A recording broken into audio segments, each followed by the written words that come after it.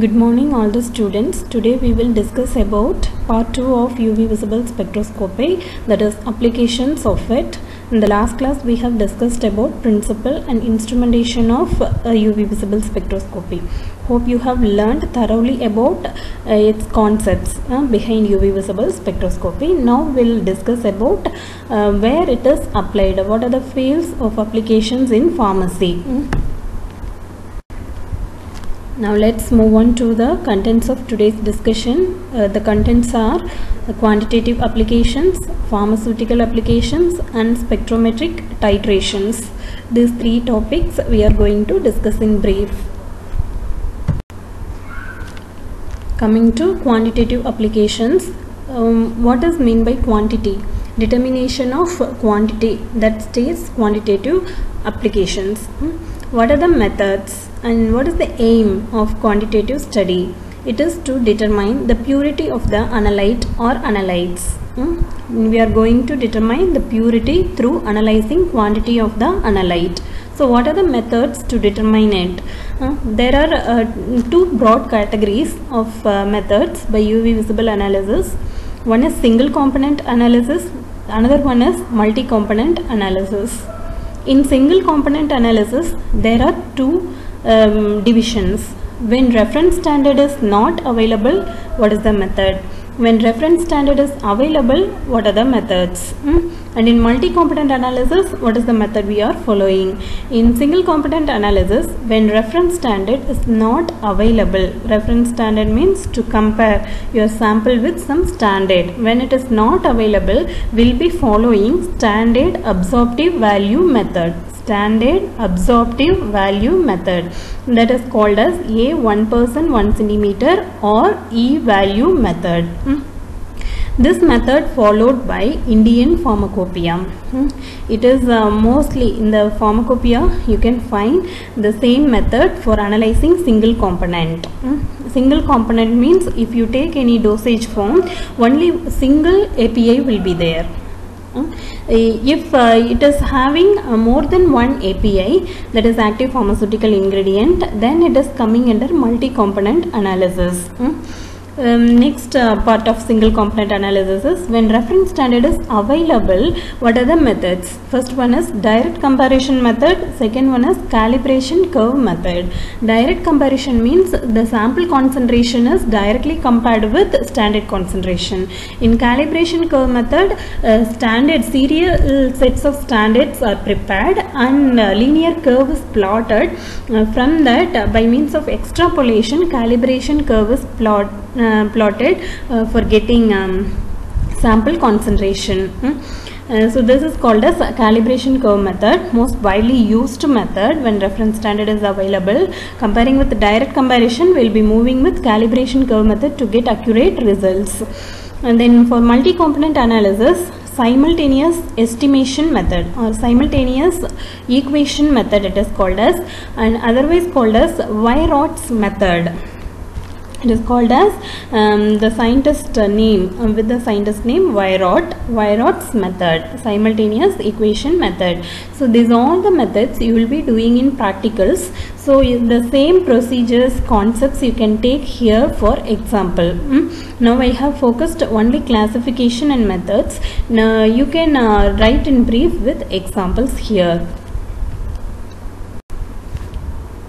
Now let's move on to principle of quantitative analysis. What is the main mechanism behind quantitative analysis, or we can say what is the main application of quantitative analysis? It is to determine purity of the drug substance or drug product or analyte, whatever you are going to analyze. How purity is determined? From quantity of the drug substance. How quantity is determined? From concentration. From how concentration is determined? From the diluted sample by means of Beer-Lambert's law. What is the law behind UV visible analysis? Beer-Lambert's law. We will be seeing in brief about Beer-Lambert's law here. So what is the application of Beer-Lambert's law? To determine concentration of drug substance or drug product present in the diluted sample. What type of sample we will be analyzing by UV visible spectroscopy? Diluted monophasic solutions, either colorless or colored samples. So what is the principle of quantitative analysis? Determining concentration through which quantity is determined, then by which purity of the drug substance is determined. So purity says about safety and efficacy of the drug product or drug substance. Now let's move on to most important part of quantitative analysis, that is Beer-Lambert's law. What are the subtitles we are going to discuss under this is what is Beer-Lambert's law and how it is derived, derivation, then deviations, limitations of Beer-Lambert's law. It is most important part in both theory and practicals. In practical it is applied to determine concentration. In theory it is applicable to write exams. During exams it is most frequently asked question in exams. So read this topic thoroughly. Derivations, here I have given step by step. Just note it down and work it out to derive all the parameters on your own and then read thoroughly. Okay. Now let's discuss what is Lambert's law. Lambert's law is nothing but when a beam of light is allowed to pass through a transparent medium, the rate of decrease in intensity with the thickness is directly proportional to intensity of light. Here simply we can say what is Lambert's law means. Concentration of substance is directly proportional to thickness of medium. Thickness represents the solution concentration. How much thickness? When concentration increases, thick increases. That is the concept of Lambert's law given here. In this slide I have given Lambert's law derivation. So if you derive through integration and log whatever substitutions you are making, finally you will get the equation 1, that is IT transmitted light equals to I0 incident light 10 to the power of minus KT. T represents thickness of the medium. So this is directly proportional to concentration of the substance. This is stated by Lambert's law. IT equal to I0 10 to the power minus KT. Next, from the Lambert's law, what is K means? Absorption coefficient. It is the reciprocal of thickness T, which is required to reduce the light to 1/10 of its intensity. So from the equation 1, the derivation is given to calculate what is absorbance. Absorbance equals to log I0 by IT. What is I0? Incident light, and IT transmitted light. So absorbance is directly proportional to incident light, where indirectly proportional to transmitted light. Absorbance, that is equal to optical density divided by extinction coefficient, that is E. So opacity, absorbance is given as opacity, that is also I0 by IT. Next, coming to Beer's law. According to Beer's law, the intensity of a beam of monochromatic light decreases exponentially with increase in concentration of absorbing substance arithmetically. So simply we can say what is Beer's law means. Concentration is directly proportional to absorbance. Absorbing species, how much absorbing species is present in the sample, it is depending on concentration. When it increases, concentration also increases. That is the concept of Beer's law. What is Lambert's law? Concentration is directly proportional to thickness of the medium. Here concentration is directly proportional to absorbance.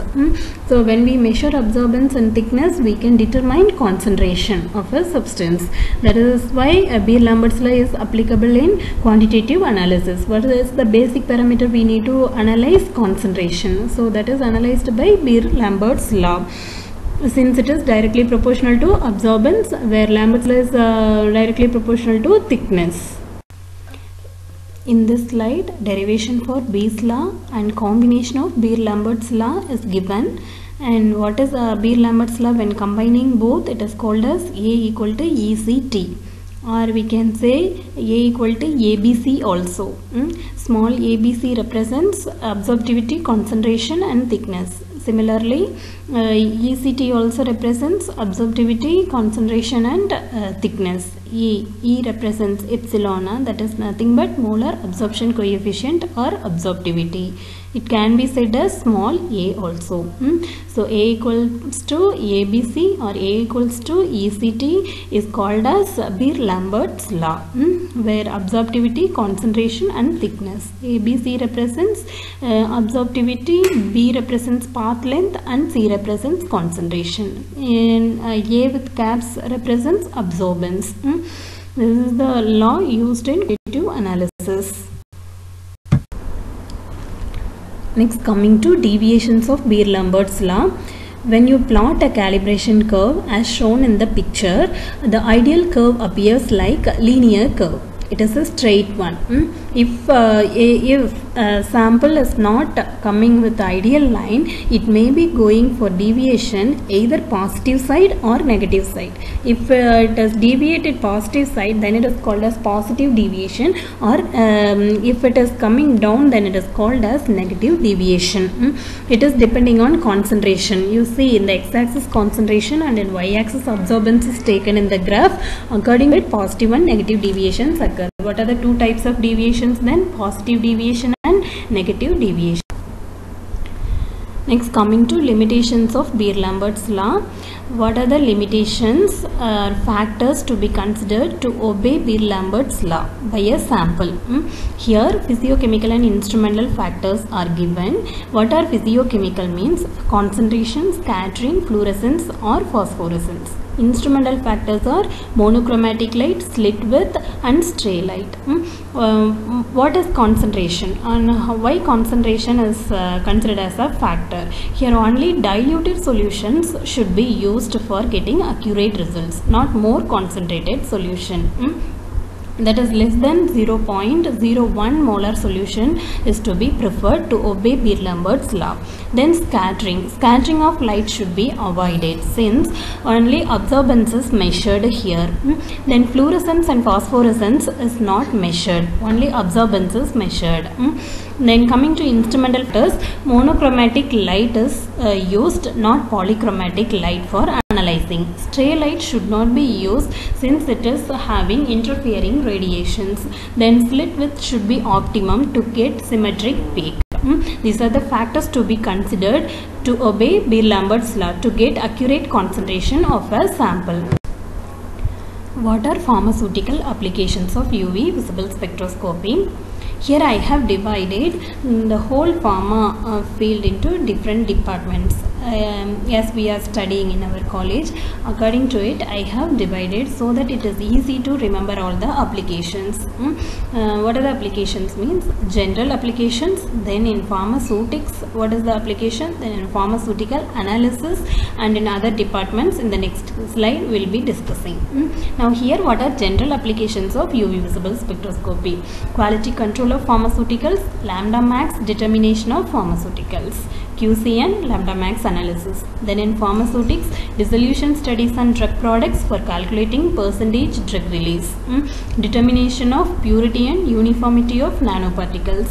Then in vitro bioavailability testing, dissolution, nanoparticle studies, in vitro bioavailability studies in pharmaceutics. Then in analysis, pharmaceutical analysis, it is applicable to evaluate or to develop methods, analytical method and validate for a drug substance or drug product, method development and validation. Then drug-drug interaction and drug-food interaction studies. Then stability indicating method development. Then determination of pKa, that is acid dissociation constant of drug substances. These are the applications in pharmaceutical analysis. You can observe the picture for more understanding. Next, coming to pharmaceutical applications of UV visible spectroscopy in other fields of pharmacy like pharmacognosy, pharmacology and clinical applications. In pharmacognosy, it is applicable to determine lambda max of isolated herbal compounds. Then it is applicable to determine quantity and purity of an isolated compound. Then it is applicable to study in vitro pharmacological activities on herbals. Then in pharmacology also it is applicable for in vitro studies on a selected drug product. Then determination of bioavailability of a drug product, testing in animals.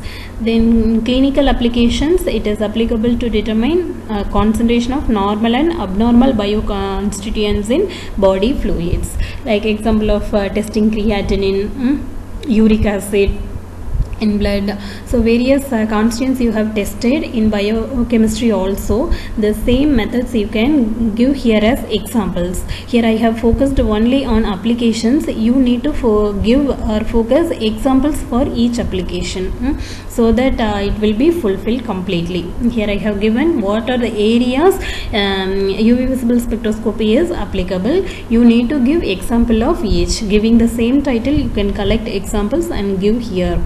For more understanding, you can observe images given in the slides for each application or each field of application. Thank you. Coming to spectrophotometric titrations, here titrations are carried out using UV visible spectroscopy measuring absorbance of titrate and titrant. So a titer value is observed based on measuring absorbance at each ml of titrant, addition of titrant. So you can observe the graph. Here it is given as volume of titrant in x-axis and in y-axis absorbance, and some examples of substances carried with UV visible spectroscopy as titration method is given here. There are 3 examples I have quoted. And what are the normal titration curves? The shape of titration curves are given here. 6 number of curves. How it is appeared when 2 types of titrate and titrant are used. So where fluctuation occurs in the graph shows endpoint of titration. This is how spectrophotometric titrations are carried out, and it is also an application of UV visible spectroscopy. Coming to summary of today's class, we have discussed about quantitative applications, pharmaceutical applications, and spectrophotometric titrations of UV visible spectroscopy. In quantitative applications, we have discussed broadly about Beer-Lambert's law, how concentration is determined to determine finally safety and efficacy of a drug product or drug substance. And in pharmaceutical applications in different fields of pharmacy, what are the ways UV visible spectroscopy is applicable? Examples you need to quote it. Don't forget to quote examples for each application in different fields of pharmacy. Then spectrophotometric titrations. Here different titration curves and examples we have discussed. It is also similar to normal titration method, but here to get accurate endpoint we are measuring absorbance spectrophotometrically using UV visible spectrophotometer. This is the summary of today's class. Thank you so much for patient listening. We'll meet in the next class. If you have any doubts and queries, you can post it in the classroom app. Thank you.